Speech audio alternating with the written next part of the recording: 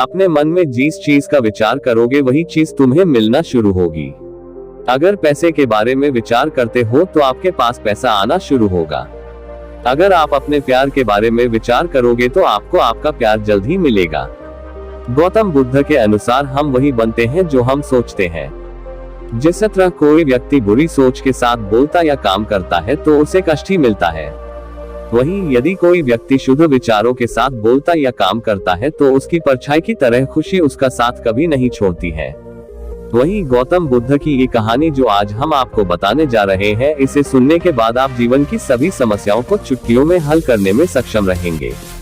दोस्तों, एक बार की बात है, महात्मा बुद्ध प्रवचन दे रहे थे। प्रवचन में आसपास के बहुत से लोग शामिल थे। सभी लोग ध्यान से बुद्ध को सुन रहे थे। कुछ देर में प्रवचन समाप्त हो गया। तब लोगों ने बुद्ध को प्रणाम किया और अपने अपने घर को चल पड़े। पर एक युवक वहां पर ही बैठा रह गया।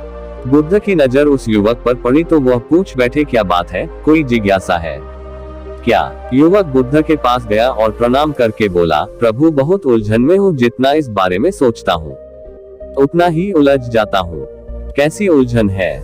बुद्ध ने प्रश्न किया। युवक हाथ जोड़कर बोला, प्रभु ये संसार कितना विशाल है।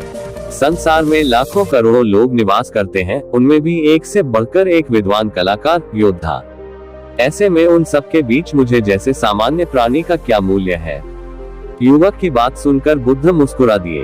वे बोले, तुम्हारी जिज्ञासा का उत्तर मिल जाएगा, पर इसमें थोड़ा सा समय लगेगा। क्या तब तक मेरा एक छोटा सा काम कर सकते हो? प्रभु ये तो मेरे लिए गर्व का विषय है कि मैं आपके काम आ सकूं। युवक ने पुनः अपने हाथ जोड़ दिए और कहा, आप आदेश करें। प्रभु बुद्ध ने युवक को एक चमकीला पत्थर देते हुए कहा, तुम्हें इस पत्थर का मूल्य पता करना है, पर ध्यान रहे इसे बेचना नहीं है, सिर्फ इसका मूल्य पता करना है, जैसी आज्ञा प्रभु। ऐसा कहते हुए युवक ने बुद्ध से वह पत्थर ले लिया। उसने एक बार फिर से उन्हें प्रणाम किया और बाजार की ओर चल पड़ा।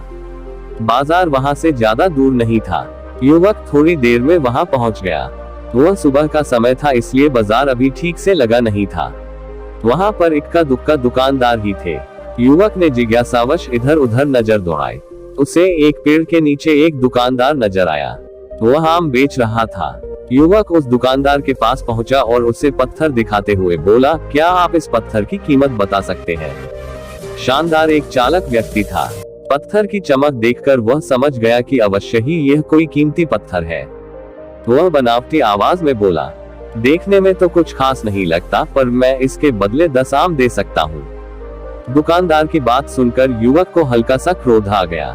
वह मन ही मन बुलाया, ये आदमी मुझे बेवकूफ समझता है। इतना सुंदर पत्थर और इसका मूल्य सिर्फ 10 आम, अवश्य ही यह झूठ बोल रहा है। युवक को चुप देखकर दुकानदार बोल उठा, क्या कहते हो, निकालो आप। पर युवक ने दुकानदार को कोई जवाब नहीं दिया। वह चुपचाप आगे बढ़ गया। सामने एक सब्जी वाला अपनी दुकान सजा रहा था। युवक उसके पास पहुंचा और उसे पत्थर दिखाते हुए उसका मूल्य पूछा। उस पत्थर को देखकर सब्जी वाले की आंखें खुशी से चमक उठी।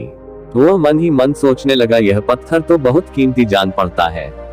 अगर ये मुझे मिल जाए तो मजा ही आ जाए। क्या हुआ भाई, कहाँ खो गए? युवक ने दुकानदार की थोड़ी सब्जी वाला चौंकता हुआ बोला, कुछ नहीं, मैं तो बस मन ही मन इसकी कीमत की गणना कर रहा था। वैसे मैं इस पत्थर के बदले एक बोरी आलू दे सकता हूँ। सब्जी वाले के चेहरे की कुटिलता देखकर युवक समझ गया कि यह दुकानदार भी मुझे मूर्ख बना रहा है। मुझे किसी और से इसका मूल्य पता करना चाहिए। ये सोचता हुआ युवक आगे बढ़ गया।